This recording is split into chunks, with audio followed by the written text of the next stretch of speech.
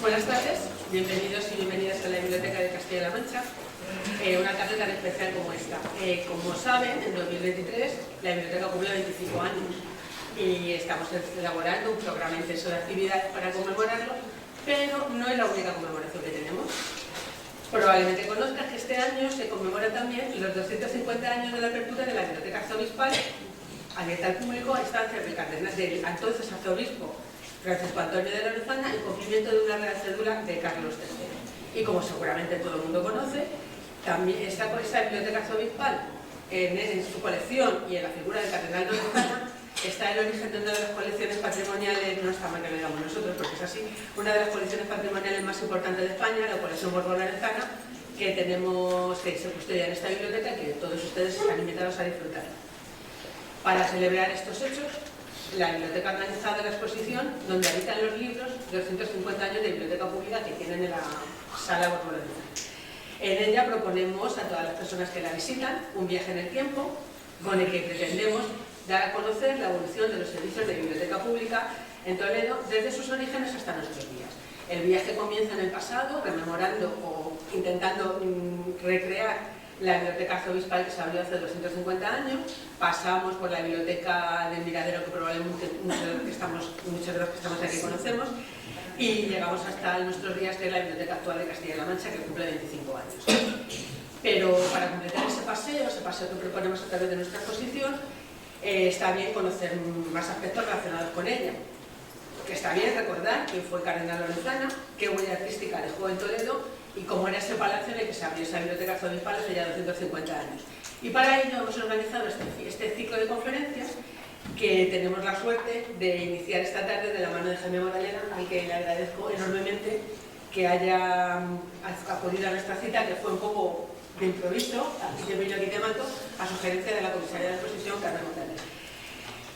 La huella del cardenal Lorenzana en la renovación artística de Toledo. Ese es el tema que nos trae aquí esta tarde y es el título de la conferencia que nos va a dar Jaime, en la que nos va a dar a conocer la figura de Francisco Antonio de Lorenzana, que como probablemente conozcan es uno de los mejores exponentes de la Ilustración española, y su extensísima obra, entre la que además de sus labores como eclesiástico, llegó a construir aquí en Toledo, solo en Toledo me voy a referir a lo que construyó aquí en Toledo, una universidad, un hospital, un hospicio de pobres y una casa de niños expósitos, promoviendo también el urbanismo de la ciudad, con lo cual es evidente que la influencia artística que tuvo esta persona en el ámbito de la ciudad de Toledo fue muy importante.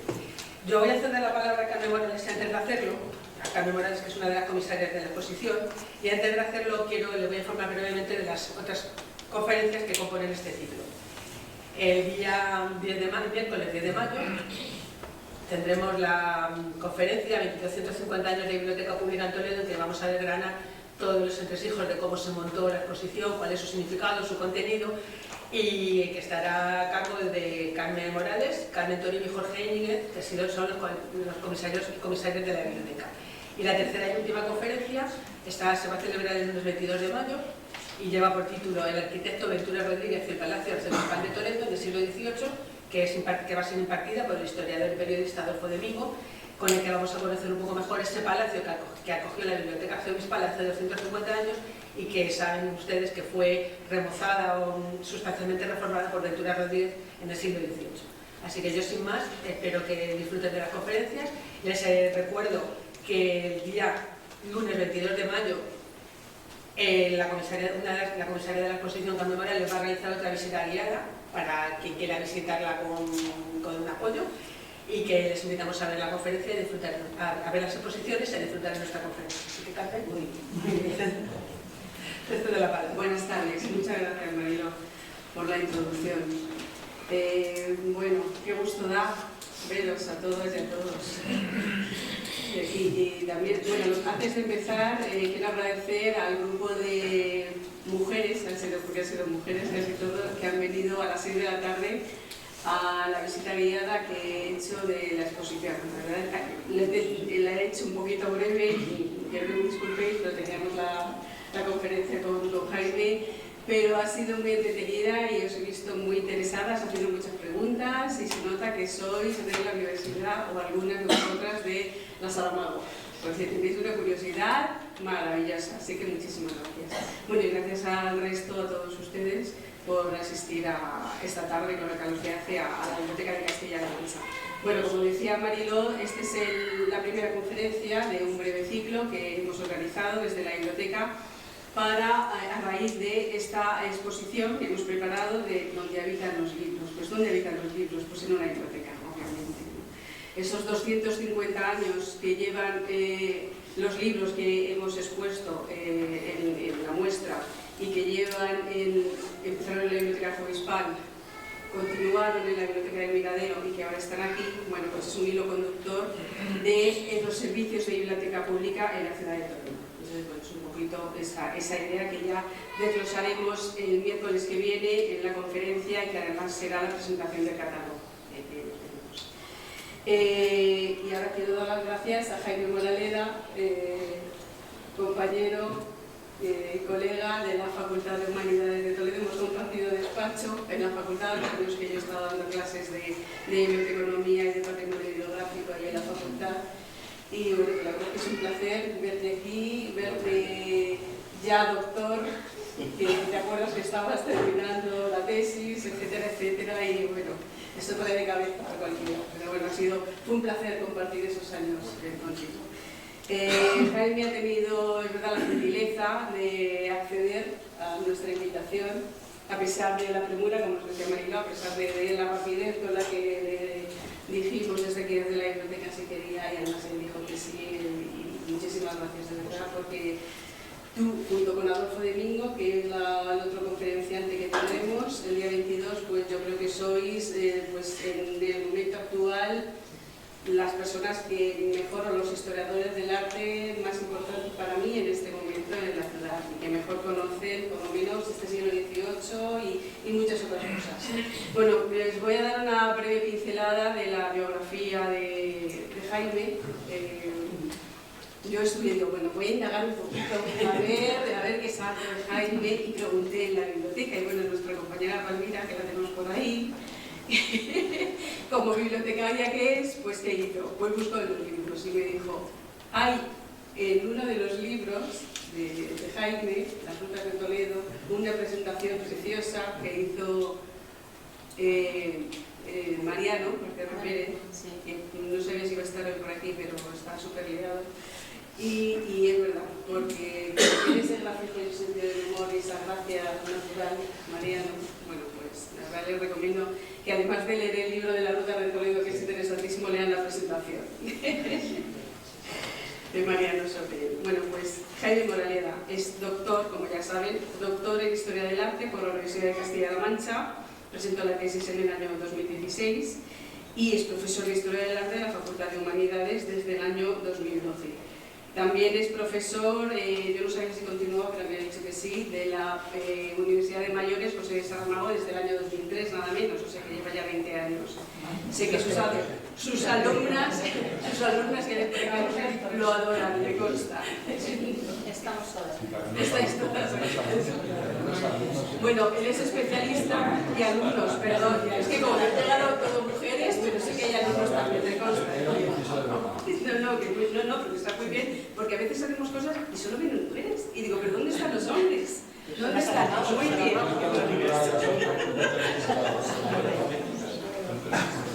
Bueno, pues como decía el profesor, también en la Saramago desde el 2002, y tiene varias líneas de investigación. Él es especialista en códices iluminados en Europa de los siglos XV, XVI y XVII.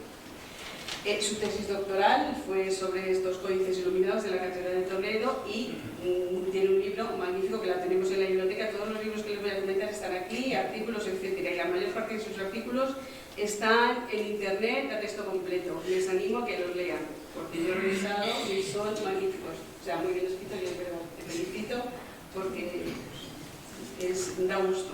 Y además que un profesor publique todo esto y que podamos acceder, el público de a pie, que no somos especialistas en historia del arte, podamos acceder a ese conocimiento a través de estas revistas y estas publicaciones en acceso abierto. Bueno, como os decía, especialista en códices iluminados, está el libro de Códices Iluminados para la Catedral de Toledo, El esplendor de la miniatura del siglo XVI, que se publicó en el 2018, lo tenemos aquí en la biblioteca. Además es experto en iconografía del arte cristiano, obviamente, con numerosas publicaciones sobre el tema, tanto en revistas especializadas como en ponencias de congreso, muchas de ellas que también están en acceso abierto. Otra línea de investigación suya es el patrimonio y el coleccionismo en España durante el siglo XIX, también con múltiples artículos, uno estupendo que me he leído y que me encantó, lo leí en su momento, que es sobre la construcción de la imagen romántica que tenemos de Toledo del siglo XIX, ese tópico de la imagen romántica, que está en el archivo secreto del año 2018, que publiqué otro artículo y yo lo leí y me fascinó, me encantó, la verdad. También lo tenemos en el catálogo de la biblioteca, tenemos el acceso directo al artículo, lo pueden ustedes leer. Además tiene el título de Guía Oficial de Turismo desde el año 2007, que gracias a esta espléndida formación que tiene y a los conocimientos de inglés nos pone Mariano que, claro, sí. Sí. Pero bueno, que es un privilegio tener un guía de este nivel en Toledo, pero un auténtico privilegio, que no todas las ciudades tienen. Ni todos los guías que tenemos en la ciudad tienen el nivel que tiene Jaime. A partir de ahí, bueno, pues se le encargó la publicación de este libro que he comentado, de Rutas por Toledo, que entre la historia y la leyenda, que es un magnífico libro para conocer pues, mejor nuestra ciudad, qué podemos conocer, qué podemos saber, con qué podemos disfrutar. Es un libro también magnífico y que también tenemos en la biblioteca, y que ustedes se pueden llevar el préstamo y que les recomiendo encarecidamente. Y otra faceta que nos descubre Mariano y que a mí me ha dejado interesadísima, que es la de coleccionista. Coleccionista, sí, colecciona fotografía. Sus alumnos y alumnos no sabrán, pero yo ya me abierto toda la curiosidad, necesito hablar contigo de este tema.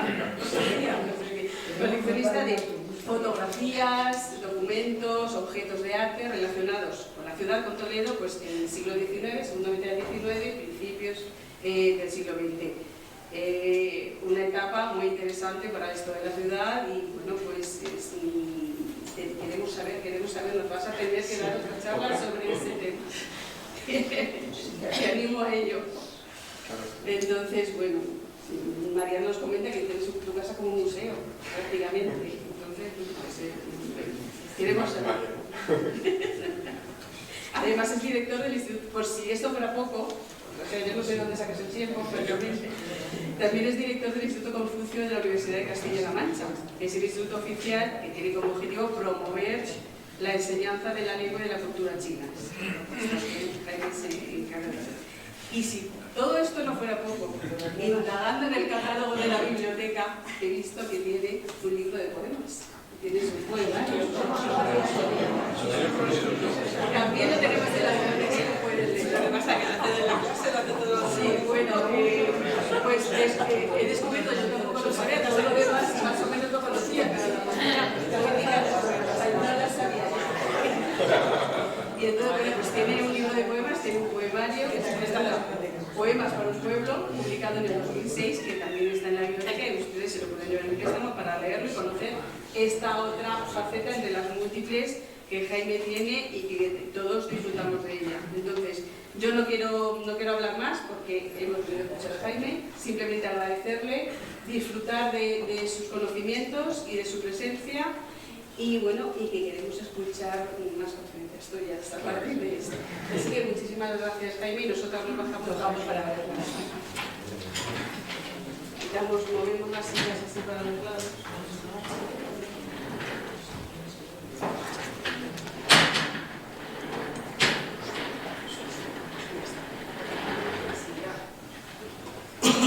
Bueno, pues mientras nos ubicamos, muchas gracias por la presentación, una presentación, como no podía ser de otra manera, cariñosa y esto de estar en una biblioteca es que a uno le sacan los colores. Entonces, claro, indagan sobre todo porque tienen acceso abierto a toda esa documentación que no todo el mundo conoce.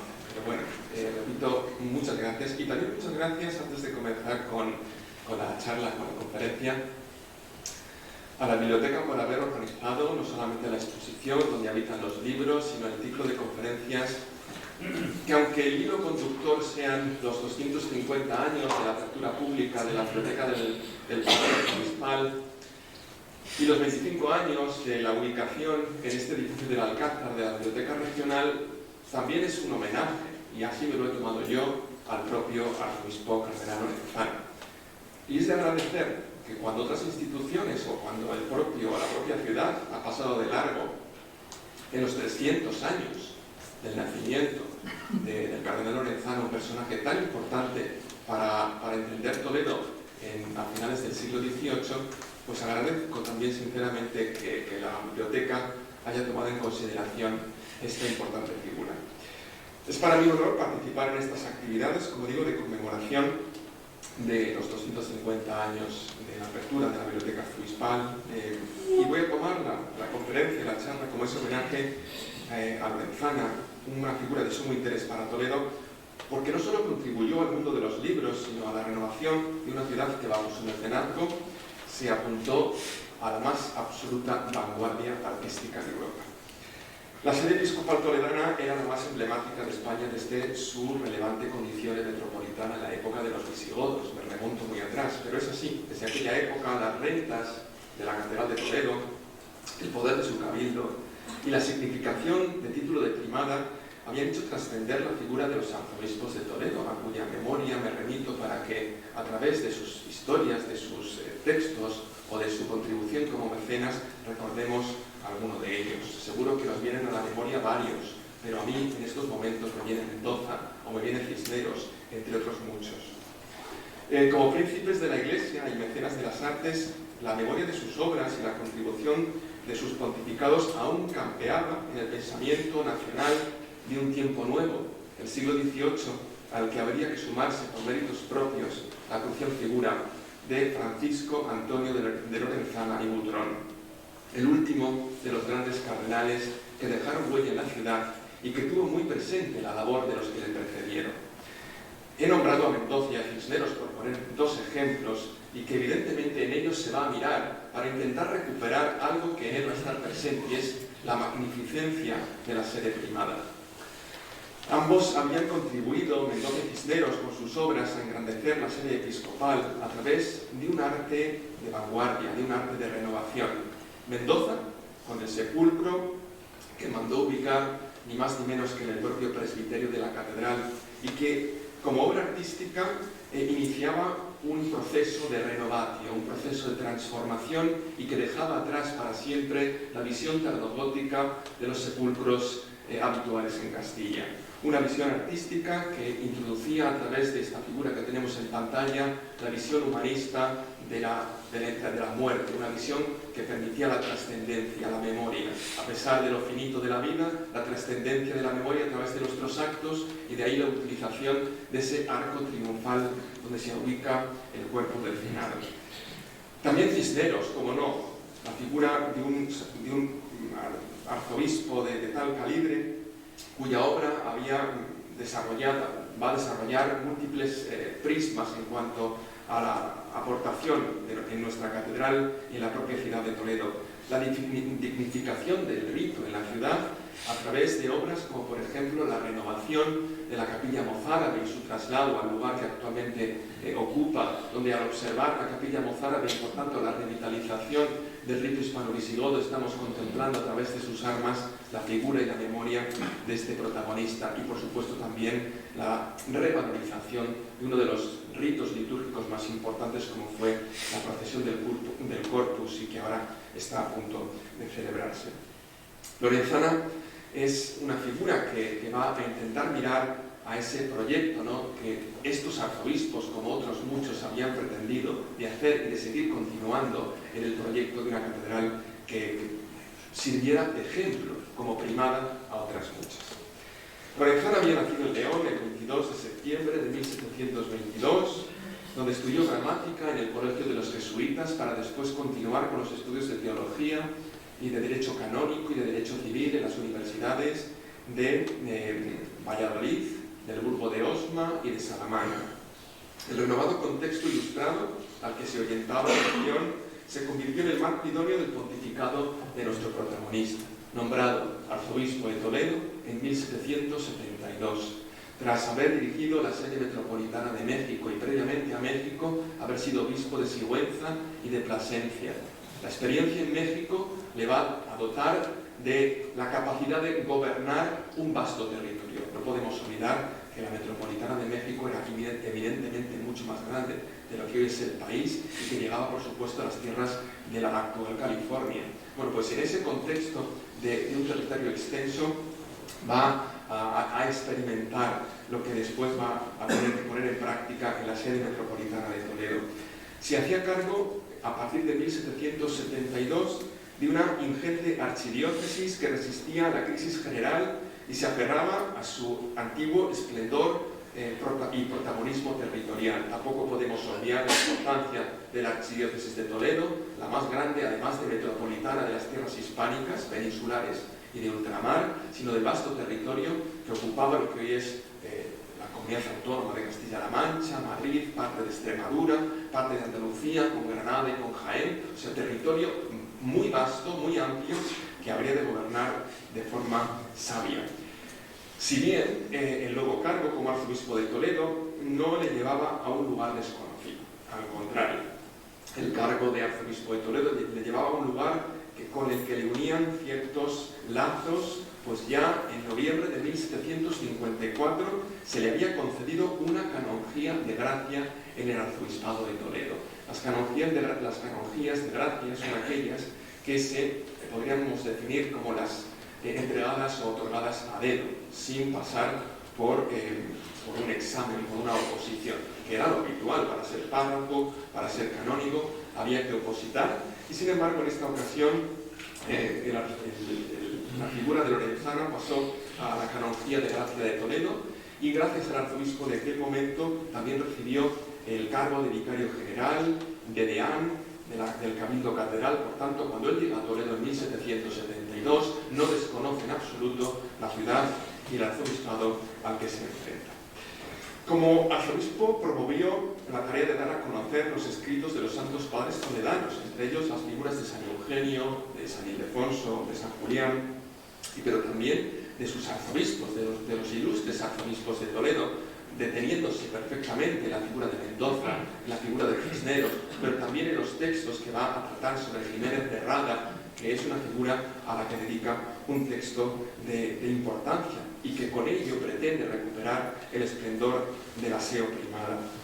Es evidente que estos textos de relevancia para nuestro protagonista pretendían, como digo, la glorificación y la recuperación de la archidiócesis. De igual modo, intervino en la eliminación de abundantes ornamentos superfluos del interior del templo, a lo que luego dedicaré un apartado especial. Si a veces pensamos en esa huella con la que yo titulaba el texto de la conferencia, la huella que ha dejado Lorenzana, ¿dónde está esa huella? Es cierto que es fácil seguir la huella de otros, porque habitualmente marcaron la huella con sus armas, con sus heráldicas. La huella de Lorenzana también es fácil de continuar, también es fácil de seguir. Y evidentemente lo va a hacer a través de la asimilación de una idea del gusto, de una idea de la belleza, que radicaba en la eliminación de lo superfluo, de la eliminación del ornato per se, una eliminación de un ornato que exageraba y que desmesuraba la grandeza de la proporción, la grandeza de la simetría, la grandeza de la armonía que generaban la belleza más racional y por la que iba puesta. La huella de Lorenzana en la catedral es de suma importancia, como veremos a través de algunos ejemplos, de igual manera que lo fueron la de otros. He puesto antes el modelo de Cisneros, la figura de Cisneros, en la próxima procesión del Corpus Christi, cuando veamos salir la custodia, evidentemente vamos a pensar en Cisneros, es el que promueve la adquisición de los censorios de la reina y el que encarna Enrique de Arce la concepción de esa torre eucarística, ¿no? Pero no olvidemos que vamos a ver salir la custodia por la puerta llana y que eso nos tiene que hacer recordar, ni más ni menos, que a Lorenzana. Entre otras actividades culturales, abrió al público, como ya hemos indicado, la Biblioteca Arzobispal en 1773, por mandato del rey Carlos III, en consonancia con las ideas ilustradas de este momento, cuyos fondos constituyen el núcleo de la colección Borbón-Lorenzana de la Biblioteca Regional de Castilla-La Mancha y lo que nos está reuniendo esta tarde aquí, al margen de otras iniciativas. Renovó el culto de la liturgia hispano-visigoda, restaurando su capilla, aquella capilla que había sido ya restaurada y restituida por el propio Cisneros. Fijaos que los paralelos que podemos hacer con los diferentes arzobispos toledanos son abundantes y notables. También reeditó el breviario y el misal mozárabes.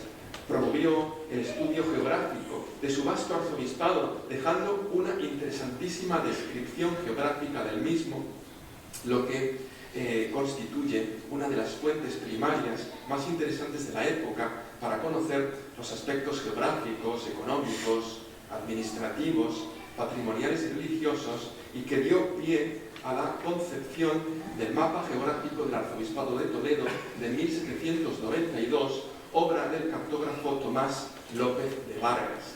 Las relaciones del cardenal Lorenzana animo a que las consultemos porque nos van a facilitar una visión muy clara de cómo estaban nuestros pueblos en la archidiócesis de Toledo a finales del siglo XVI, desde múltiples prismas, no solamente desde la perspectiva religiosa y no solamente ni siquiera desde la perspectiva patrimonial, sino desde la perspectiva económica, desde la perspectiva geográfica, etc.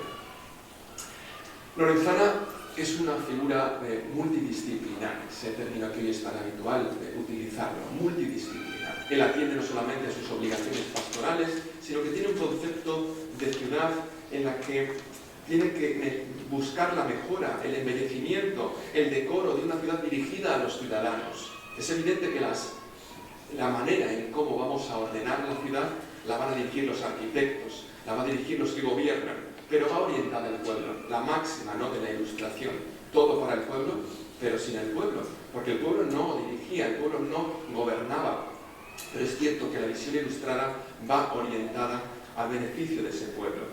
Y entre esos proyectos, que evidentemente no son de vinculación religiosa ni tienen que ver con su actividad pastoral, tienen una huella marcadísima en nuestra ciudad a través de intervenciones urbanísticas. Una de ellas, no poco importante, es la construcción, la reforma del Paseo de la Rosa que todos conocemos y que conllevó sinceramente incluso la plantación de unos olmos que afortunadamente muchos de ellos podemos seguir disfrutando. En el Correo de Madrid, en ese diario, dice, en su edición del 10 de noviembre de 1786, dice que se había plantado una alameda inmediata a la fuente de Cabaraíbo y se había procedido al empedrado de la salida del puente de Alcántara en el camino de Aranjuez. Por tanto, el deseo de Lorenzana es ir construyendo poco a poco en el entorno de la ciudad y ya no solo pensando intramuros, ir construyendo un espacio agradable, un espacio que mejorara incluso los lugares de asueto, los lugares de distracción para la propia ciudadanía. Hoy hemos perdido en el Paseo de la Rosa, en este tramo que se diseña por iniciativa de Lorenzana, ese carácter del disfrute y del paseo, pero afortunadamente sigue existiendo la Fuente Nueva, justo frente a la portada que se va a abrir en época de Carlos III en el conjunto del puente de Alcántara. Pero no quedó ahí la cosa al respecto de la urbanización o introducción de nuevos aspectos urbanísticos en el casco histórico, como fue el diseño de la nueva obra para el Paseo del Miradero. Una obra que intramuros habría de suponer una de las grandes aportaciones de espacios para el disfrute y solaz de los toledanos y toledanas. Ahí tenemos una vista, una fotografía de principios del siglo XX, donde podemos observar todavía cómo se conservan esos monolitos graníticos con esas verjas que terminaban y que terminan, porque siguen existiendo en punta, ¿verdad?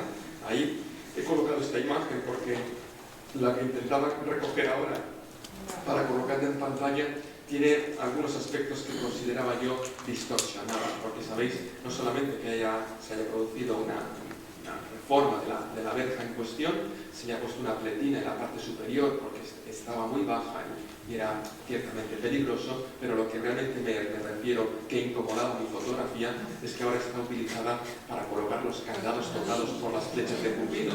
Y entonces, para evitar esa fotografía, he utilizado esta otra, pero todavía conservamos, esas son las huellas que dejó Lorenzana en la reestructuración urbanística de un paseo interior, ciertamente mucho más pequeño de lo que hoy vemos en el Paseo de la Vega, porque ahí, en este plano, luego ya del siglo XIX, todavía podemos ver solo la parte, no sé si marco con el cursor, la parte que tenemos, que es el diseño de la plaza Paseo del Miradero, hoy prolongaría hacia donde estaba la antigua biblioteca, se extendería ya en el siglo XIX, harían una ampliación en lo que eran pues, las dependencias del convento de Santa Fe y que en época de Lorenzana no hubo posibilidades de ampliar ese paseo, sino una gran plaza de solaz y de recreo donde consolidó ese espacio a través de un muro de contención que aún se conserva, que podemos pasear debajo de él, y encauzó esa zona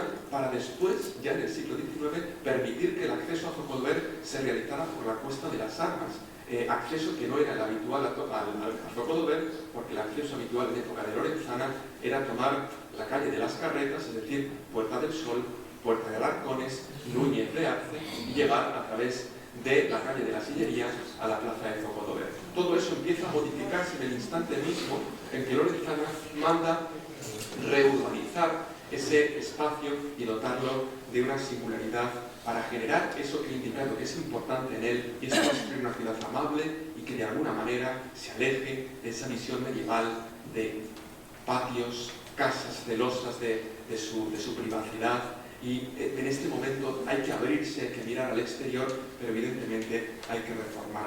Esto nos lleva a una figura que, además de proponer esta reforma, hizo otra grande, y es contar con el apoyo del académico Antonio Pons para solicitar ni más ni menos que a Carlos III el traslado de algunas de las esculturas, de las estatuas que se habían propuesto para coronar la cornisa del Palacio Real de Madrid, y que en efecto estuvieron colocados allí por decisión de Fernando VI, pero que cuando toma la posesión en el gobierno, en la corona, Carlos III decide bajarlas de esa posición, por varias razones.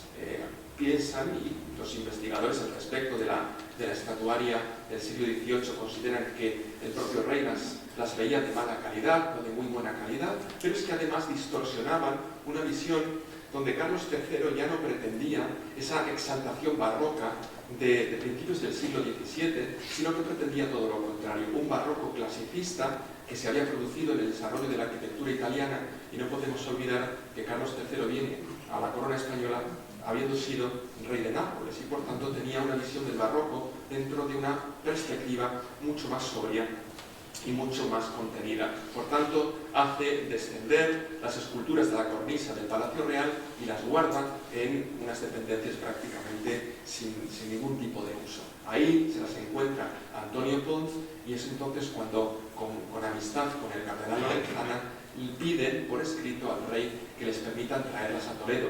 Es cierto que no solamente están en Toledo, que están en Madrid, en la Plaza de Oriente, que están en Burgos, y que recorrieron algunos territorios de España, sobre todo porque iban enfocadas a esos reyes más protagonistas con cada uno de estos territorios.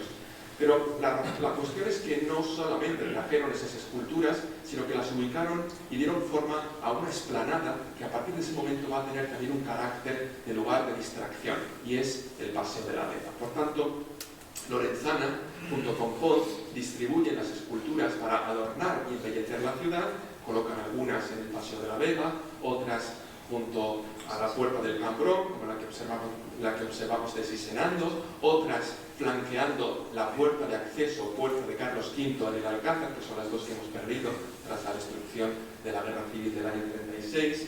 Y además de todo eso, además de engalanar, de disfrutar de un espacio donde la ciudadanía pudiera disfrutar más allá de lo que eran los espacios intramuros, inició la plantación de diferentes especies arbóreas, pero además con la peculiaridad de pedirle esos árboles, esas plantas, al semillero real de Aranjuez. Y por tanto los árboles, los históricos árboles que están plantados en el Paseo de la Vega, proceden del semillero real de Aranjuez por la venia del propio Carlos III.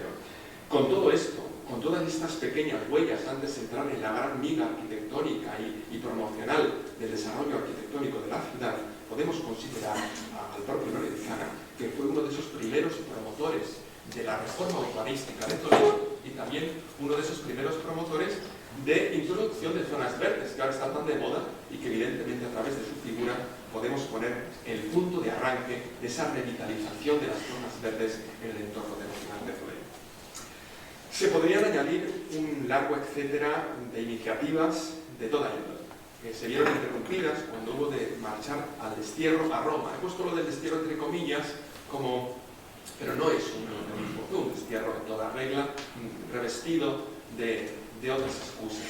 Con la excusa oficial de que se fuera a Roma a consolar al Papa en una Italia ocupada por los ejércitos revolucionarios franceses, y Godoy y Carlos IV lo que querían era deshacerse de Lorenzana para que no reflexionara al respecto de las cosas que pasaban en la corte. Entonces era mejor tener lejos a esta figura.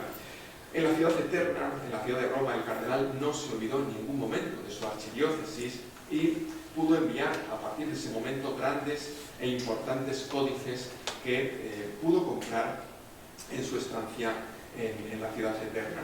Durante los trágicos acontecimientos de la ocupación francesa de Roma del año 1798, pues se destruyeron o se expoliaron múltiples espacios de la ciudad eterna y de las estancias vaticanas.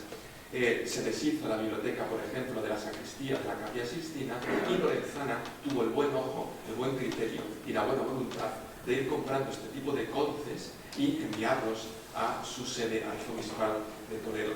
Muchos de estos códices de la Capilla Sixtina son códices que hoy se encuentran en la Biblioteca Capitular, en la colección Borbón-Lorenzana y también en la Biblioteca Nacional. Por tanto, una figura clave que también interviene a efectos de los libros. He traído dos ejemplos, uno de la Biblioteca Capitular, otro de la Biblioteca Nacional. Los de la Biblioteca Regional de Castilla-La Mancha los dejo a los especialistas que están hoy con nosotros y que seguro a través de la exposición les van a ilustrar. Ahí tenemos el magnífico breviario de la Orden de Predicadores del siglo XV, que se conserva en la Biblioteca Capitular de Toledo.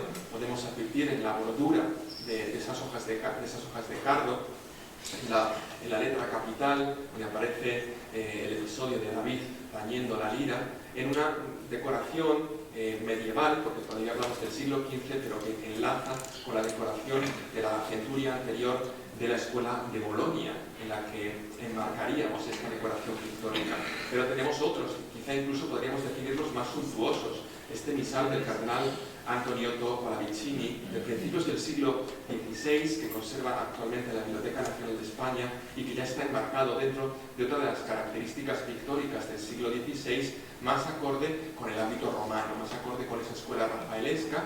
Y si nos damos cuenta en la comparación entre la pintura boloñesa, muy marcada por esa hoja no equilibrada, no buscando fórmulas simétricas, aquí vemos cómo las líneas del Candelieri y las líneas de los grutescos están marcando la absoluta simetría. Es evidente que esta es la arqueología que está surgiendo en Roma con el descubrimiento de las pinturas de la Domus Aurea y que están introduciéndose también en la miniatura de principios del siglo XVI. Por no dejar los libros y también por concluir con ellos, otra de las grandes figuras que están enlazadas con el cardenal Lorenzana, y es Francisco Javier de Celada, un cardenal de la Curia de Roma, nacido en Roma pero de ascendencia española, que enlaza con Lorenzana porque en esos años en los que Lorenzana está en Roma entablan una profundísima amistad, de tal manera incluso que la colección de códices, no de libros impresos, la colección de códices de Celada va a ser donada a Lorenzana para que la entreguen a su biblioteca, a la Biblioteca Capitular de la Catedral de Toledo. Y de hecho hoy uno de los fondos que podemos consultar en la Biblioteca Capitular es el Fondo Celada, y que aún conserva el tejuelo de esa grandísima colección que no solo incrementó en más de 3.000 números los códices que pasarían a poseer la Biblioteca Capitular, no solo por números sino por calidad, un conjunto ingente de obra escrita, de obra manuscrita e iluminada, que son sin duda alguna a tener en cuenta. Todo ello, como digo, favorecido sin duda alguna por la figura de nuestro protagonista. Sin embargo, consciente de que no volvería a su archidiócesis, renunció a la mitra toledana en el año 1800, permitiendo así que don Luis de Borbón y Vallábriga le sucediera en la silla arzobispal, y finalmente fallece en Roma el 17 de abril de 1804. La figura de Lorenzana es una figura clave en esta pequeña biografía que acabamos de introducir. Pero adentrémonos ya en la huella que como responsable de la sede episcopal dejó en su catedral y en la misma ciudad de Toledo, al margen de lo ya descrito. Era una figura que tenía una sensibilidad especial por intentar conseguir mejorar el aspecto de la ciudad en todos sus prismas. Sensibilizado por el tema, por ejemplo, de la caridad cristiana. Se ocupó de la iniciativa del diseño del arquitecto Ventura Rodríguez, del que hablará mi colega Adolfo Domingo en la última de las conferencias de este ciclo, aunque focalizado en el Palacio Arzobispal, pero Ventura Rodríguez es el arquitecto del arzobispo, es el arquitecto de la catedral, es el arquitecto al servicio de los proyectos que nacen de la propia catedral. Y es Ventura Rodríguez quien también va a elaborar la vista o el cambio de las arquitecturas en Toledo, en particular con el diseño de la reconstrucción del edificio del Alcázar. Un edificio que ya anteriormente a Lorenzana había sido propuesto como un lugar para albergar una casa de la caridad. Nunca se llegó a concluir esa idea. Lorenzana lo que hace es retomar, no es una idea absolutamente autónoma, sino que la está retomando, pero la lleva a buen puerto a través de los diseños de Ventura Rodríguez. El edificio del Alcázar en el que nos encontramos es un edificio ciertamente complejo. Es un edificio que desde el punto de vista de la historia del arte es muy complicado darle un nombre a eso que nos gusta dar estilo, ¿no? ¿Cuál es el estilo del Alcázar? Bueno, pues es cierto que si miramos a la fachada de Carlos V tenemos que hablar de Covarrubias y tenemos que hablar del Renacimiento, pero es cierto que el edificio del Alcázar ha sufrido múltiples transformaciones y múltiples reconstrucciones. Esa a la que me estoy refiriendo, dirigida por Ventura Rodríguez y de la que tenemos algunos dibujos, corresponderían al periodo en el que tras la guerra de la sucesión, a principios del siglo XVIII, pues el Alcázar va a quedar totalmente maltrecho. Ya de por sí el Alcázar había quedado como un edificio de poca importancia en la ciudad, porque en el momento que Felipe II se lleva la corte a Madrid en 1561, el Alcázar queda prácticamente inutilizado. Bueno, le dan una pequeña utilidad y es como residencia de las reinas viudas. Mariana de Austria, la viuda de Felipe IV, o Mariana de Neoburgo, la viuda de Carlos II, van a residir aquí como reinas viudas. ¿Por qué? Porque no les la quieren en la corte, se la llevan no demasiado lejos, pues se tiene que hacer algún acto de representación, pero lo suficientemente lejos como para que no molestara. Se va a convertir en Alcázar, vamos a decirlo de alguna manera sencilla, en un geriátrico real para las reinas viudas. Pero, insisto, la importancia de esa figura de un Alcázar que ya, sobre todo con la guerra de la sucesión, cae en ruina y cae en ausencia de utilización, y es por tanto que va a ser solicitado para utilizarlo como casa de la caridad. Esa obra, de la que incorporo algunos dibujos, nos llevan a la utilización dentro de esa misma línea. Dice Lorenzana, cesarán muchas extremas necesidades, cesarán los robos porque faltarán los vagabundos y ociosos, cesarán los alborotos, cesarán las epidemias, cesarán los homicidios.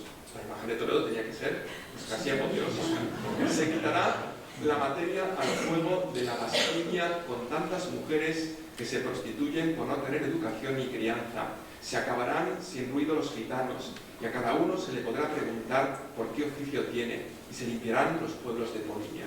O sea, está justificando la razón por la cual quiere eliminar, o más que eliminar, controlar y reubicar la mendicidad.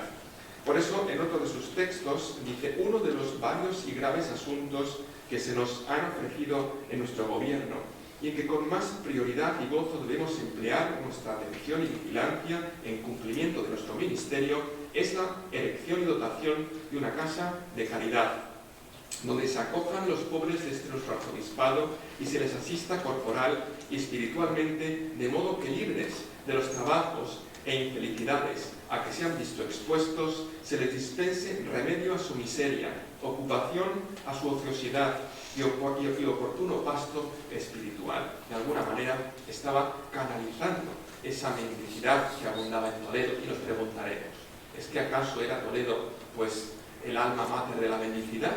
Pues casi podríamos decir que sí, porque a Toledo llegaban cantidad ingente de mendigos, porque Toledo era la sede primada Y aquí había un poder excelso del clero, y el clero estaba obligado a la caridad cristiana. Por tanto, mendigos de muchas ciudades y pueblos vivían por aquí, por los rincones y calles de la ciudad, sin oficio ni beneficio, simplemente a la espera de unas pequeñas monedas que el clero les entregara.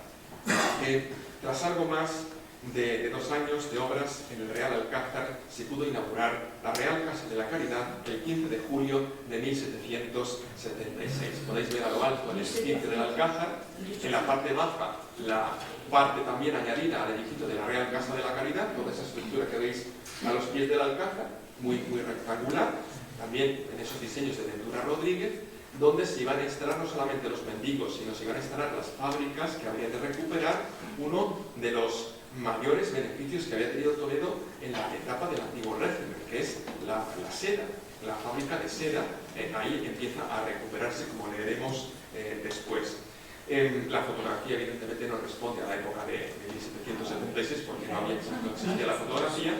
Es de las primeras fotografías que tenemos de esta panorámica de Toledo con el Alcázar al fondo, de 1852, donde, como ya diré después, una vez más el Alcázar vuelve a estar ruinoso, porque la guerra de los franceses, la ocupación de los franceses en principios del siglo XIX, concretamente en 1810, lo que hace es incendiar el Alcázar y vuelve a perder su función como casa o Real Casa de Caridad.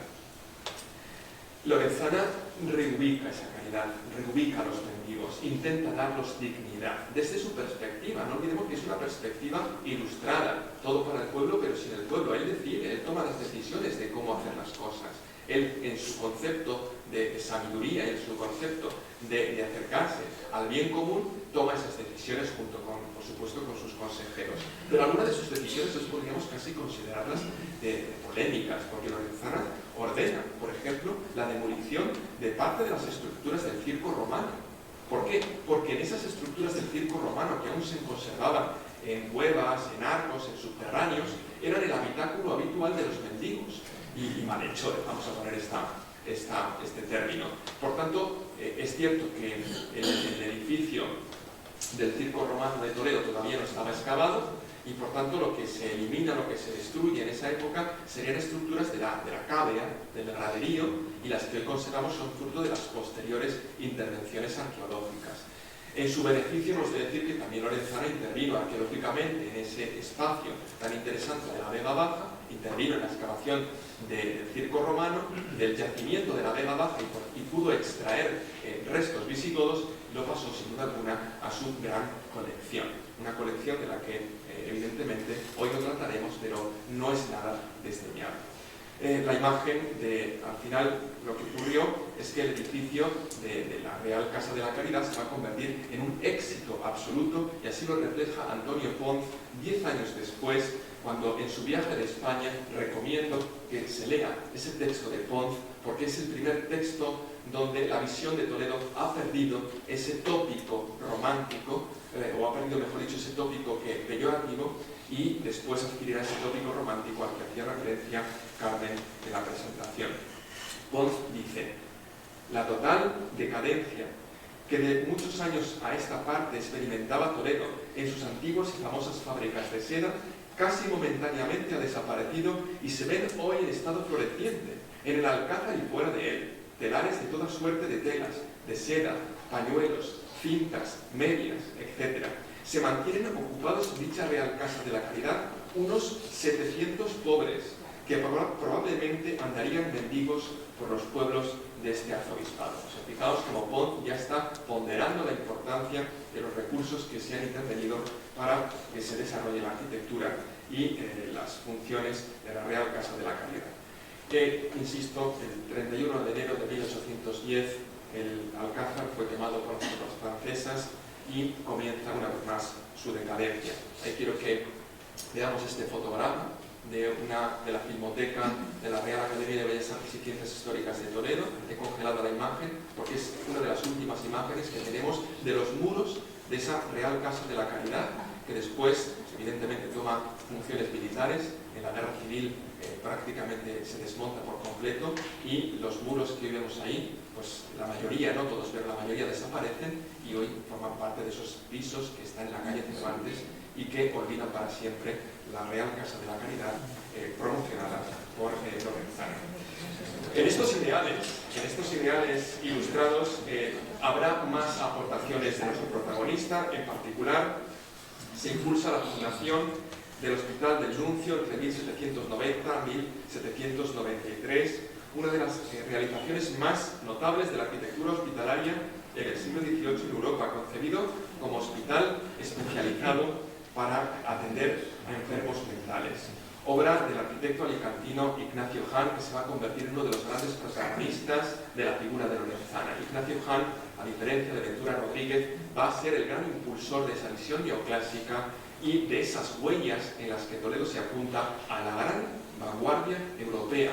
Con esto quiero insistir mucho, porque es verdad que con Ignacio Hahn Toledo se apunta a esa vanguardia, no solamente nacional, sino continental, de una Europa que mira hacia el neoclasicismo.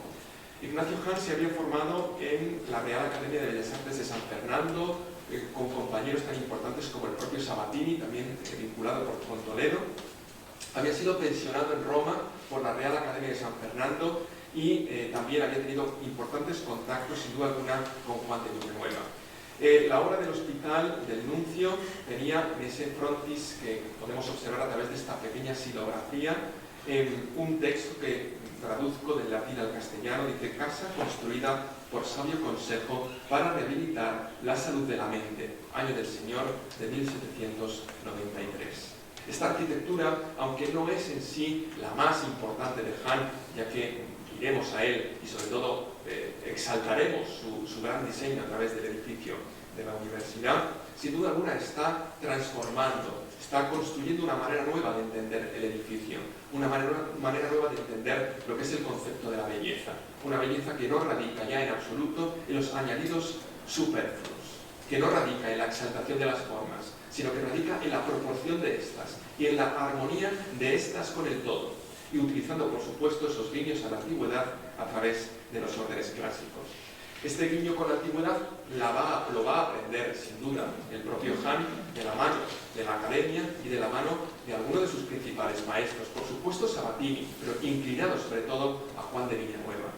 De Juan de Villanueva encontramos ese uso combinado del ladrillo visto con el granito, como podemos observar en esta fotografía. La imagen que tenéis a la izquierda corresponde al frontis y fachada de ingreso del Hospital del Nuncio.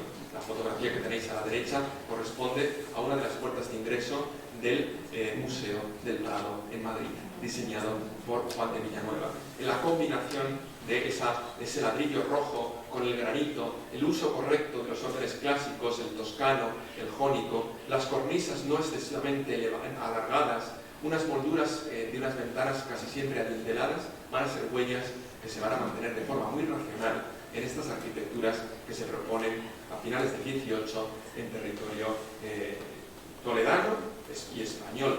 Porque además Juan de Villanueva no está desligado de la archidiócesis de Toledo, no me voy a dedicar a él, pero Juan de Villanueva tiene muchísimo contacto con la archidiócesis de Toledo, ya que es el arquitecto del gran prior de la Orden de San Juan de Jerusalén, don Gabriel de Borbón, y en toda la Mancha toledana y la Mancha en Ciudad Real, muchas de las arquitecturas que se van a construir a expensas del gran prior van a estar diseñadas ni más ni menos que por Juan de Villanueva. Por tanto, tanto el gran prior de la Casa Borbón como en Toledo, por Lorenzana y por la amistad que éste tiene con Carlos III, se introducen esas visiones del nuevo gusto. Es cierto que muchos especialistas en la arquitectura del siglo XVIII consideran que el edificio del Hospital del Nuncio, diseñado por Hahn, no contribuye en cuanto a la planta a la modernidad de otros territorios europeos. Y es cierto que lo que estamos observando es la tradición de la planta hospitalaria que ya desde finales del XV se había introducido en tierras de Castilla por influencia del Hospital Mayor de Milán, donde los arquitectos de la catedral, Antonio Enrique Egas, habían dispuesto de una planta cruciforme en el Hospital de Santa Cruz que todos conocemos, fundado por el cardenal Mendoza. Esa estructura cruciforme la reutiliza Hahn porque también la considera importante para el efecto de la salubridad, el efecto de construir una arquitectura donde se disponga de 4 patios que permitan la ventilación, que permitan la separación y disgregación del conjunto de los enfermos. De hecho, el edificio del Hospital del Nuncio va a estar separado, una ala dedicada a las mujeres, una ala dedicada a los hombres, y la fotografía que adjunto nos permite asimilar la importancia de esos patios para la iluminación y ventilación de cada una de las estancias. Ni que decir tiene que también la concepción de la fachada mirando a la parte norte de la ciudad va a permitir esa constante, como digo, ventilación y por tanto salubridad del edificio. En definitiva, una planta que sí es cierto cruciforme, pero que mantenía algo fundamental, y es un eje de conexión: fachada, escalera y capilla, que serían los puntos comunes por los que todos habrían de pasar. Ese eje de la capilla central y de la importancia que vamos a tener a través de unas escaleras perfectamente ordenadas bajo ese criterio absolutamente racional, y que evidentemente difieren de lo que supuso la escalera del claustro o patio del Hospital de Santa Cruz al que antes he hecho referencia. Tenemos otra vista importante del interior. Sin embargo, para el prelado existía además una institución que habría de contribuir a fomentar la sabiduría con respecto al espíritu, y es el gran edificio de la universidad. Podemos considerar el edificio de este Palacio Universitario de Lorenzana el broche final de su discurso ilustrado, y sin duda su mejor obra, no solamente la suya, sino también la de Ignacio Hahn, el arquitecto, diseñado bajo ese depurado neoclasicismo al que he hecho referencia. La obra de la universidad dignificaba también la historia de Toledo. La Universidad de Santa Catalina se había separado del Colegio Catedralicio a principios del siglo XVI, creo recordar 1521, y iba buscando, sin éxitos absolutos, espacios en los que afincarse, espacios en los que ubicarse, para acabar depositando sus aulas, por ejemplo, en el claustro de San Pedro Mártir, donde estaban los estudios generales, también en el viejo colegio de los jesuitas. Como Carlos III había expulsado a los jesuitas, pues lo que hoy es la Delegación de Hacienda se había utilizado también como espacio universitario. En definitiva, y ese es el hilo conductor que nos ha de acompañar a la hora de comprender la figura de Lorenzana, quiere dignificar Toledo. Quiere dignificar Toledo a través de todos los prismas posibles. Y uno de ellos, por supuesto, es dignificar su universidad. Manda construir un edificio universitario en las antiguas casas de la Inquisición, que, como sabemos, se conservaban en este solar, y él encarga a su arquitecto de confianza, a Ignacio Hahn, esta magnífica obra. Encierra el edificio, sin duda alguna, el mejor patio neoclásico de nuestro país y uno de los mejores patios neoclásicos del conjunto de Europa. Por eso insisto en la idea de que el edificio de Lorenzana es no solo un edificio clave para entender la huella del prelado en Toledo, sino la punta de lanza de la vanguardia artística de una ciudad como la nuestra, que después caería en absoluto letargo. La estructura del edificio de la universidad, que aquí tenemos delante de nosotros a través de este alzado, donde podemos ver tanto la fachada frontera como la fachada trasera en la calle de Instituto, responde también a ese programa al que hemos descrito ya dentro del panorama arquitectónico de la Ilustración: simetría, proporción, armonía. La belleza no radica en lo que añadamos al edificio, la belleza radica en si las partes y el todo, como nos enseñaron los clásicos, se coordinan de tal manera que generan belleza. Es cierto que el edificio tuvo diferentes proyectos, porque en origen, fijaos, en origen la fachada de acceso al edificio universitario se había propuesto no en la posición actual, porque la posición actual es compleja, porque la urdimbre de nuestra ciudad obliga a unas perspectivas demoníacas, unas perspectivas absolutamente horrorosas. No podemos disfrutar de la perspectiva correcta de los edificios porque nuestras calles no nos lo permiten. Por tanto, se había diseñado un proyecto de ubicar la fachada principal de la universidad en la plaza de San Vicente. Por tanto, con una destrucción que incluso tenía el visto bueno del párroco de la propia iglesia de San Vicente. La iglesia de San Vicente se había propuesto destruirla para generar ese espacio abierto y poder construir ahí las escaleras que dieran acceso al conjunto arquitectónico. Finalmente no se decidió seguir con este proyecto porque prescindiríamos de una iglesia, afortunadamente no se tomó esta decisión, y además cambiaríamos la estructura que estaba perfectamente pensada, porque cuando he dicho que la belleza radica en la armonía, es el de todas las partes, y por tanto, ¿dónde está ubicado el paraninfo bajo la visión clásica del gimnasio? ¿Dónde está ubicada la biblioteca con un potente contexto de la luz? La biblioteca está orientada al saliente para que tenga buena iluminación y sirva a los efectos que propone. El paraninfo o el gimnasio tendría que estar en el frente como guía hacia los estudiantes, como conclusión final de lo que sería un proyecto de esfuerzo. No podemos ponerlo en un lateral, tiene que ser el gran objetivo al que han de llegar los estudiantes. Finalmente, Ignacio Hahn propone una fachada limpia, tetrástila, con esas 4 columnas jónicas y unas escaleras de doble acceso, siguiendo un modelo antiguo, porque no es un modelo que él se invente, él está mirando constantemente a la antigüedad. Aquí tenemos un santuario de época romana del siglo II a.C., en Palestrina, una localidad muy cerquita de Roma, y de ese modelo antiguo, de ese modelo clásico, asume esa escalinata de doble tramo a la que hace referencia. El plano que podemos observar es el plano del diseñado y firmado. Podéis ver incluso la firma de Ignacio Hahn en el ángulo inferior derecho.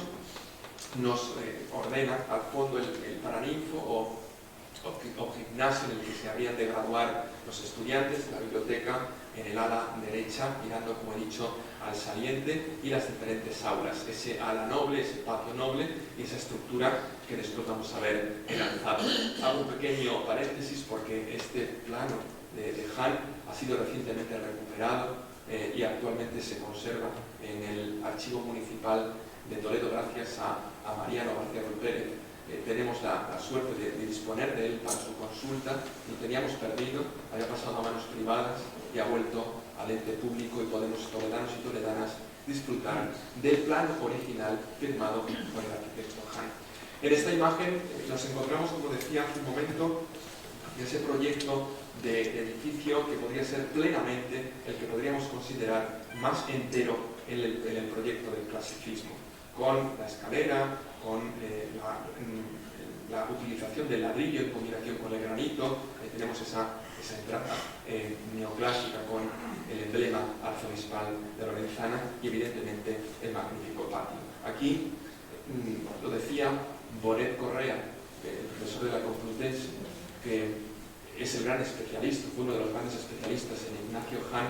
Bonet Correa, que revitalizó la figura de un arquitecto que estaba olvidado y que de alguna manera sigue a la sombra de Juan de Villanueva, pero en su intervención como inauguración del curso académico del año 1972-1973, Bonet Correa decía que sin duda alguna la obra del Palacio Universitario de Lorenzana era la obra emblema del neoclasicismo en España y una de las obras emblema del neoclasicismo en Europa. E insistía en una idea, y es la idea de que no reconocemos el edificio en conexión con Toledo, porque es evidente que este edificio se aleja de todos los parámetros estéticos y arquitectónicos que nos brinda la ciudad. Y yo aconsejo a mis estudiantes, a mis alumnos y alumnas, cuando quieren en algún momento distraerse de esa amalgama de calles angostas, que se detengan unos minutos en el centro del patio de Lorenzana y verán como ya no están pensando en la angostura de las calles de Toledo. Eso incluso lo decía como anécdota Bonet Correa cuando se examinaron para la cátedra y le pusieron la imagen del patio de Lorenzana, y ninguno de los opositores supo reconocerlo, porque evidentemente ni pensaban en Toledo ni pensaban en arte neoclásico español. La arquitectura de este edificio es sin duda una arquitectura clave, donde el propio Hahn va a definir y va a detenerse en cada uno de los detalles. Cabe destacar que la tipología del sistema de cubrición es una cubrición a la romana, componiéndose de una tégula plana ensamblada en el favor de la evacuación de las aguas, formando unos canales que después van a estar cubiertas por la estructura curva o índice que forman las cobijas que estamos viendo en la pantalla. Esto que actualmente se conserva en el consorcio de la ciudad de Toledo, lo podemos ver también en el tejado que he podido recuperar en esta fotografía, donde las tejas vidriadas en color verde son las únicas que se han conservado de ese diseño destinado a la cubrición de Ignacio Jano. El resto lo hemos perdido. La desidia, las restauraciones sin control, fijaos todo lo que tenemos de teja reutilizada de otros edificios, eliminando la teja original, porque como dije hace un principio, es algo que repito a la hora de entender neoclásico, todas las partes cuentan para construir el conjunto, y también esas tejas que nos hacen mirar al mundo antiguo, en particular al mundo clásico.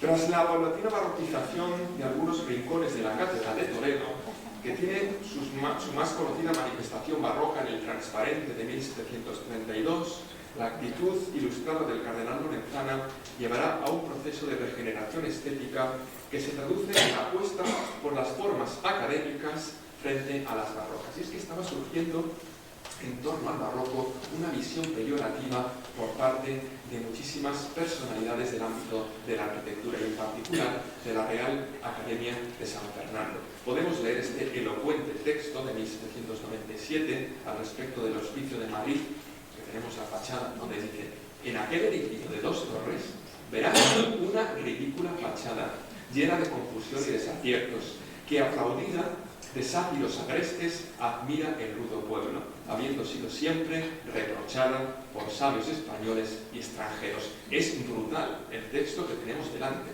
No solamente está diciendo que la fachada es ridícula, sino que está diciendo que esa ridiculez es admirada por el pueblo poco sabio y rechazada por los sabios españoles y extranjeros. Y es que el barroco se había convertido en un arte excesivamente popular, sin control, ciertamente desmesurado, que generaba múltiples rechazos. Pero no hace falta irnos al Hospicio de Madrid. En Toledo tenemos el magnífico ejemplo del barroco, que es el Transparente, diseñado por Narciso Tomé y sus hermanos, obra de 1732, una obra a la que también se refieren los académicos de la Real Academia de San Fernando, y en particular Antonio Pons en su carta segunda, el libro de viaje por España, publicado en 1769, donde se refiere a ella como arquitectura desafinada y bárbara. Y ni más ni menos que el gran historiador del arte, Cian Bermúdez, en su diccionario histórico de los más ilustres profesores de las bellas artes en España, editado en el año 1800, dice que el Transparente describe a primera vista la ignorancia de su autor. Bueno, es evidente que está surgiendo, se está gestando una visión peyorativa al respecto del barroco, y por tanto Lorenzana quiere apostar por esas formas académicas en contra de las formas del barroco.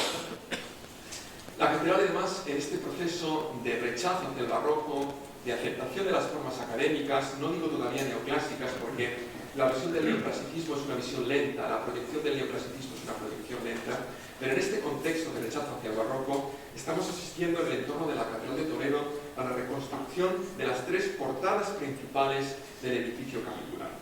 La portada de los leones, la puerta del reloj y la fachada principal de la plaza del Ayuntamiento. Las 3 principales puertas están en proceso de reconstrucción, bajo el diseño y la dirección de Eugenio López Durango y la labor escultórica de don Mariano Salvatierra. Ambos dentro de un programa que podríamos decir alejándose poco a poco de las exageraciones del barroco que identificaba el Transparente, pero no todavía plenos en el neoclasicismo.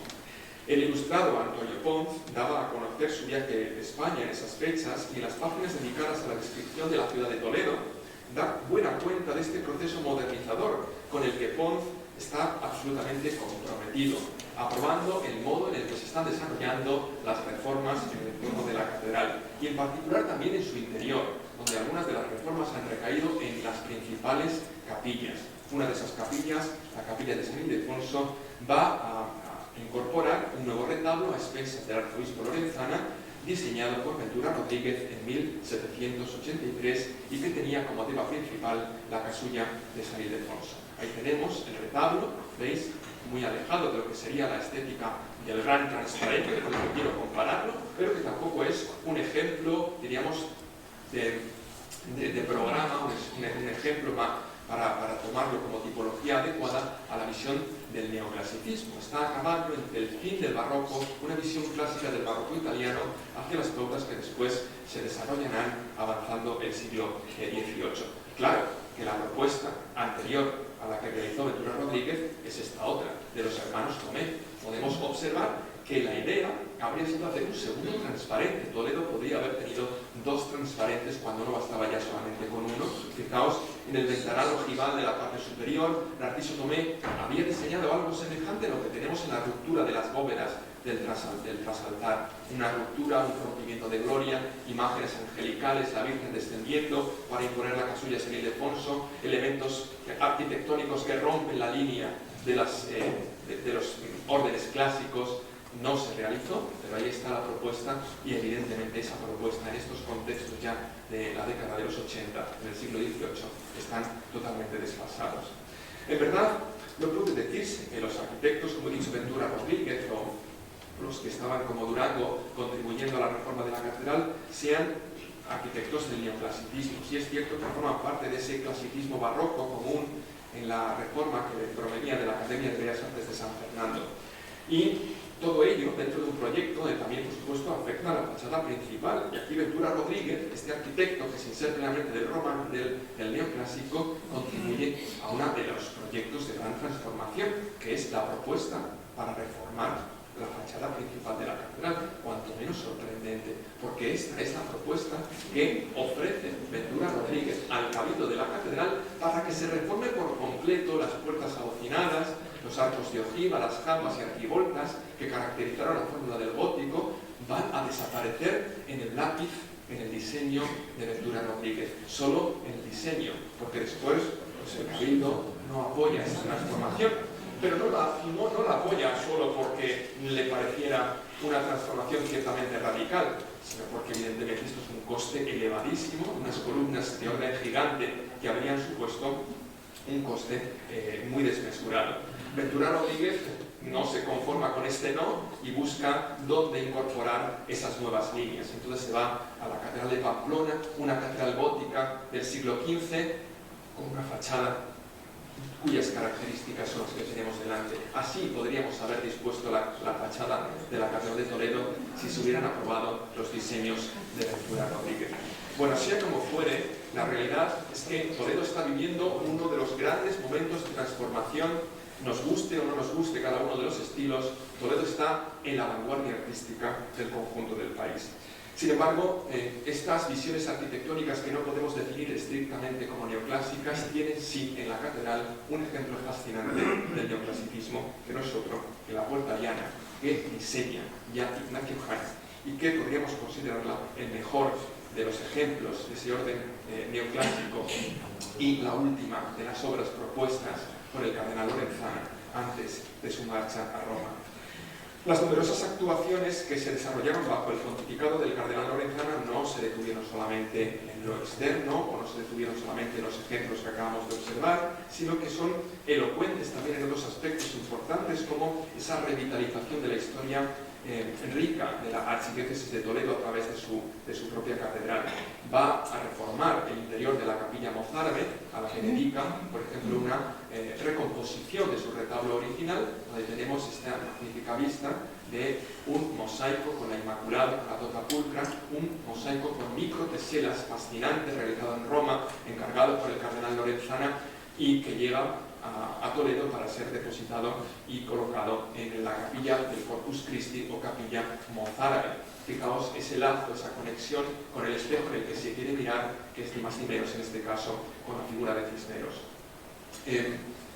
Un mosaico que también tiene sus contratiempos, porque aunque sea de forma anecdótica, el mosaico llega en barco al puerto de Barcelona y el barco, una vez que está atracado en el puerto de Barcelona, se hunde. Y el mosaico romano con las microteselas está 3 días en el mar, hundido, a la espera de ser rescatado, y con la relación epistolar que tenemos de Lorenzana, preocupado muchísimo por cuáles serían las condiciones en las que habría de llegar el mosaico de la Tota Pulcra a la ciudad de Toledo. Llegó en condiciones moderadas, tuvo que restaurarse y actualmente brilla espectacularmente en esa renovación también que afecta al conjunto del interior de la capilla. Pero no solamente la capilla mozárabe, sino que otro de los grandes hitos y gran huella que va a dejar Lorenzana es el rediseño de las pinturas y de la iconografía que habría de disponerse en el claustro de la catedral. El claustro de la catedral se veía policromado, se había pintado al fresco, o bueno, hicimos al fresco cuando posiblemente se mezclaron varias técnicas, pero no voy a entrar ahora en esos pormenores. Se había pintado a finales del siglo XV por Pedro Berruguete y otros artífices en los que parece que también pudo intervenir, o por lo menos aprender, el propio Juan de Borgoña, que después se va a convertir en el gran artífice pictórico para el cardenal Cisneros. La temática iconográfica de esas pinturas estaban vinculadas directamente a la vida de Jesús, a la pasión de Jesús, pero sufrían, como prácticamente ocurre en el claustro constantemente, de los grandes problemas de humedad. Por tanto, cuando Lorenzana toma posesión en 1772 de la sede episcopal toledana, se da cuenta que el claustro está en condiciones nada dignas. Y él lo que quiere es recuperar esa dignidad, ese esplendor del pasado al que habían contribuido tantísimos arzobispos. Por tanto, lo que diseña es, a través de Mariano Maella y Francisco Valleu, una recomposición y eliminación de los restos muy maltrechos de las pinturas medievales, de las pinturas del XV, y la utilización de esos huecos de pared para pinturas nuevas, pinturas fascinantes, como veremos después a través de lo que va a decir el propio Chocagoitia, y sobre todo para la revalorización de los santos y mártires toledanos. Por tanto, está haciendo ese guiño, una vez más, a uno de los ejercicios principales de su pontificado, que es recuperar la gloria de la archidiócesis de Toledo. Estará la representación de Santa Leocadia, la representación de San Eugenio, la representación de San Julián, la representación de Santa Casilda. Es cierto que ya desde el siglo XVI y sobre todo desde el siglo XVII, la recuperación de estos santos y mártires de Toledo había supuesto la legitimidad para algo fundamental, que era poder asumir sin ningún tipo de pudor la primacía respecto de otras catedrales españolas. Pero Lorenzana, además de utilizarlo como elemento o herramienta de legitimación, va a intentar buscar también esa propaganda de la historia gloriosa de la archidiócesis. Ahí tenemos pues las pinturas que hablan de la predicación de San Eugenio o de la decapitación del mismo. Chocagoitia, el gran arquitecto, también ciertamente vinculado con nuestra ciudad, dijo: son muy espectaculares, de gran monumentalidad, con un claroscuro y colorido muy efectistas, dentro del más puro barroco setecentista. Estamos en esa fase final del barroco. Maella y Valleu todavía les queda un camino que no van a llegar a conseguir para introducirse en las pautas que nos están llegando desde el mundo francés, en particular desde la figura de Mengs, que va a ser el gran cronista del neoclasicismo a través de la pintura, pero la pintura va a un ritmo diferente a la arquitectura, y también aquí podemos acercarnos a una pintura que adolece del neoclasicismo en su plenitud.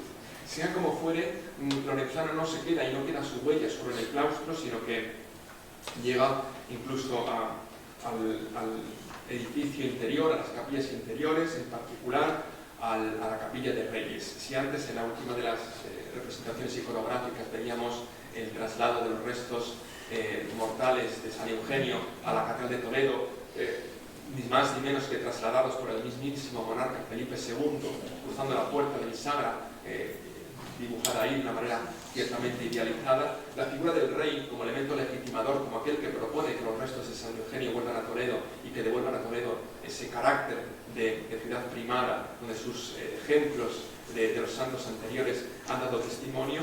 Esa visión de la monarquía, esa visión de la reconstrucción de la catedral bajo la glorificación del pasado, le lleva también a modificar, a cambiar el aspecto y mejorar y renovar el aspecto de la capilla de los Reyes Trastámara, donde elabora, a través también de Mariano Maella, los retablos. Ahí podemos ver el retablo principal y los retablos laterales de la capilla de Reyes, a la que también contribuye desde esa visión de renovador. Durante el pontificado de Lorenzana, muchos otros lugares de la catedral se verían rejuvenecidos con obras realizadas por artistas cortesanos, Estas labores ornamentales que se centran casi siempre en la colocación de retablos nuevos de gusto académico se convertirán en verdaderas operaciones de rehabilitación estética. Así ocurre, por ejemplo, también en la capilla de San Pedro, fundada por el arzobispo Sancho de Rojas allá por el siglo XV. El interior de la capilla sufrirá una remodelación absoluta ideada por el propio Lorenzana bajo el diseño de Eugenio López Durango. Y dice el texto, dice, eliminando el monstruoso maderaje de su retablo. Hay una cosa interesantísima en nuestra catedral, y es que no tenemos esos grandes armatostes, bajo las comillas siempre, que en el barroco se produjeron en otras grandes catedrales. Hacemos un recorrido por nuestra catedral y, siendo una catedral que fue siempre importante en cuanto a sus posibilidades económicas, no tenemos esas grandes estructuras o máquinas de grandeza que, a través de la madera, de las luces, de los espejos, de los cortinajes, pues están en otros muchos territorios. Es fruto de esa limpieza, de esa huella, que Lorenzana pretende, a través de una tabula rasa, volver la dignidad del buen gusto al interior de la catedral. Un pequeño paréntesis: el transparente de la catedral se salvó de milagro, porque también estaba propuesto para su destrucción. Por tanto, veamos que esa reestructuración del buen gusto es clave en el contexto de nuestra catedral. De entonces, de esta reforma procede el retablo de mármoles que preside la capilla de San Pedro, encargado a Mariano Salvatierra, con la pintura de San Pedro curando al tullido, obra de Francisco Valleo entre 1787 y 1790. Expresó Lorenzana un desinterés absoluto por el barroco que justificaba en algunos de sus textos, enviados ya no solamente a los más cercanos a la catedral, sino a los párrocos de los pueblos, porque tenía que comunicarse con ellos, y les decía que no consintiese que se vistieran las paredes con colgaduras, ni que se propongan en los altares más luces de las necesarias para la solemnidad. Nada de excesos en luminarias, nada de excesos en telas y colgaduras. Él va a tener una visión mucho más pura de lo que significa el buen gusto.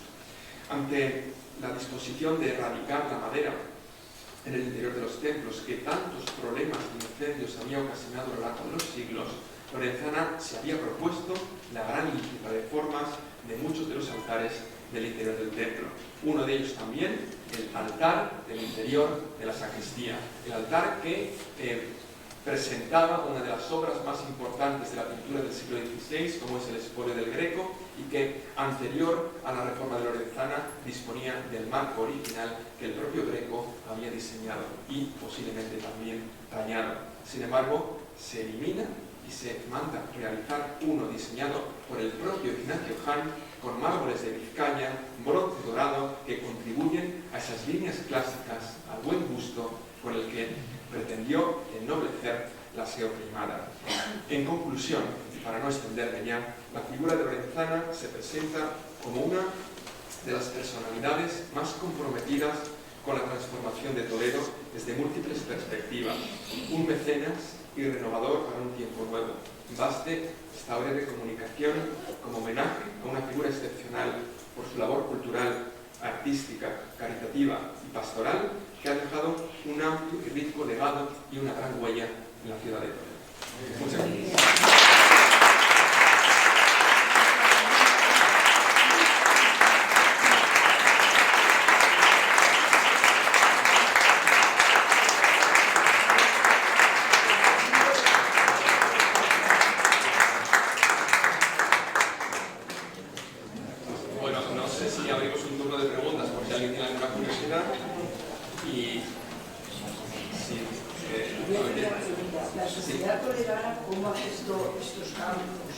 Claro, la sociedad toledana, ese es otro de las grandes preguntas. ¿Tenía voz la sociedad toledana para definir, pero no solamente en el neoclasicismo tuvo voz, si nos referimos a la sociedad toledana, a la gente de la calle? Es evidente que no tenía voz, y posiblemente tampoco tenía un criterio formado. Por eso, cuando se hace esa crítica negativa al barroco, desde una perspectiva del saber, de quién tiene el saber, de quién propone las buenas líneas, de quién propone la sabiduría y propone la arquitectura, el que no tiene ese saber, el que no tiene esa formación, pues posiblemente se va a inclinar por lo superfluo, por lo ostentoso. Y entonces esa sociedad toledana, pues es evidente que no tomó decisiones, y es evidente que lo único que hizo fue disfrutar, si es cierto, de las transformaciones urbanísticas en los espacios que hemos definido. Pero a nivel estético, ni en el siglo XVIII, ni en el siglo XVI, ni en el siglo XV, la sociedad como tal, su voz era absolutamente nula. Por tanto, ese es un elemento que tanto en la historia del arte como en la historia es muy curioso, porque hablamos de la historia en sus grandes etapas, hablamos de la historia del arte como complemento a esa historia, pero ¿dónde está la gente? Porque hablamos de los protagonistas, es decir, del que toma la decisión de hacer las cosas, y los demás. Es una historia oculta o muchas veces no escrita en su totalidad, esa historia de las mentalidades que hemos de ir desgranando para poder comprender si en algún resto textual se nos escapa o se ha escapado algo para poder comprender en plenitud lo que pensaba la gente, lo que la gente sentía. Es una respuesta compleja porque evidentemente la decisión es del poder, ese contexto ilustrado, todo para el pueblo, pero sin el pueblo. ¿Por qué el destierro de la catedral lorenzana a Roma? ¿Por qué no sigue Bueno, como tal, hablamos de destierro, vamos a ponerlo entre comillas, porque no es un destierro oficial, es desprendernos del que molesta. ¿Y por qué nos desprendemos del que molesta? Porque evidentemente la visión pastoral, ya no como mecenas, ya no como promotor de las artes, la visión pastoral de Lorenzana es una visión estricta, es una visión absolutamente marcada por las normas. Y la corte de Carlos IV y Godoy es una corte ciertamente en la que las normas brillan a veces por su ausencia, me refiero a las normas más bien espirituales. Por tanto, Lorenzana se queja en muchas ocasiones de los excesos de la corte. Y como se está quejando constantemente de los excesos de la corte, Godoy y el propio Carlos IV le aconsejan que por su buena voluntad y por lo que representa, por ser primado de las Españas, que vaya a consolar al Papa. Es un destierro en todas reglas, pero es evidentemente que está enmascarado bajo esa visión de es usted muy válido, váyase a Roma y déjenos en paz a nosotros, ¿no? Deje de interrumpir. Así que bueno, no, estuvo enterrado en Roma y actualmente está enterrado en la Catedral de México, donde fue arzobispo, y se trasladó su cuerpo de Roma a México. Fijaos que ese es uno de los grandes espinitas, ¿no?, que tenemos en Toledo. Y afortunadamente, a pesar de esa espina de no tener a Lorenzana, que siquiera un homenaje importante, algo que la mnemotecnia del recuerdo, afortunadamente tenemos un edificio al que le seguimos llamando Lorenzana. Y ese es quizá uno de los legados, de las huellas más intensas, porque es una huella impuesta ya por el pueblo. Llamamos Lorenzana a un edificio cuando no llamamos Mendoza a Santa Cruz, ni llamamos Cisneros a otras cosas. A ver así, bueno, en la figura de Lorenzana, el edificio de la universidad, por lo menos a efectos populares y oficiales, lleva su nombre y es sin duda alguna uno de los mejores recuerdos. Sí, ella. Me gustaría que me aclarase que el destierro, no me ha quedado claro, volvió a regresar a la sede toledana. No, nunca, ya muere en Roma. Muere en 1804 en Roma, nunca más vuelve. Además, renuncia, porque sería una visión aquí de gran calado y de apoyo a su sucesor, su pupilo, Luis María de Borbón y Vallábriga, pupilo del propio Lorenzana, le deja el camino llano para que llegue a la mitra arzobispal y él no vuelve ya a tierras toledanas. Si el cardenal Lorenzana nace en León y se forma en Valladolid, Burgos de Osma y demás, ¿por qué le viene a él tanto ser ilustrado? Bueno, es lo que he dicho en un momento, es la corriente intelectual intelectual que está surgiendo en España. Y sobre todo es como parte de la corte, porque ya está vinculado a la Catedral de Toledo desde el año 54 como canónigo, hemos dicho canónigo de gracia, ¿no? El estar vinculado a Toledo le conecta directamente con la corte. El deán, como vicario, como mano derecha, podríamos decir, del arzobispo. El arzobispo de Toledo es miembro del consejo del rey, y por tanto la conexión con la corte es fundamental. En esa conexión con la corte están llegando las corrientes, sobre todo italianas y francesas, y por tanto una condición casi de la intelectualidad de la época. La Real Academia, Francia, Italia, es el ambiente, digamos, de la élite intelectual del momento. Él no es por formación inicial, ni en Burgo de Osma, ni en Valladolid, ni en Salamanca, sino en ese contexto cultural e intelectual en el que se va a ir introduciendo el propio Lorenzana y que lo va a hacer vincularse a los grandes proyectos ilustrados del siglo XVIII. Has dicho que no tuvo oposición del pueblo en sus proyectos y en sus reformas. ¿Y el Cabildo? El Cabildo sí. Sí. El Cabildo en muchas ocasiones pues tiene el Cabildo y el arzobispo, sabéis que bueno, tiene esos grandes conflictos, ¿no? O medianos conflictos. Uno de esos conflictos es el de la reforma de algunos espacios, en particular la reforma de la fachada principal de la catedral. No es un conflicto que pudiéramos poner en paralelo al que tuvo Cisneros, que está siempre en constante fresca con el Cabildo Catedral, pero sí es cierto que tiene ciertos conflictos y no puede hacer todo lo que él estima oportuno. Aún así, él conocía muy bien el Cabildo, conocía perfectamente, porque había sido deán de la catedral, cuáles eran el sentir del Cabildo, y evidentemente va a saber capear con corrección su contacto con este. Aún así, no todas sus obras salen a resolverse de forma correcta, y una de las más importantes es esta, la no realización de la fachada de reforma de la fachada principal de la catedral y la no eliminación, podríamos decir también, del transparente de la catedral por oposición directísima del Cabildo. No es un conflicto constante que va a tener con el Cabildo toledano, pero sí es cierto que no le van a dejar hacer todo lo que proponía desde la renovación del edificio.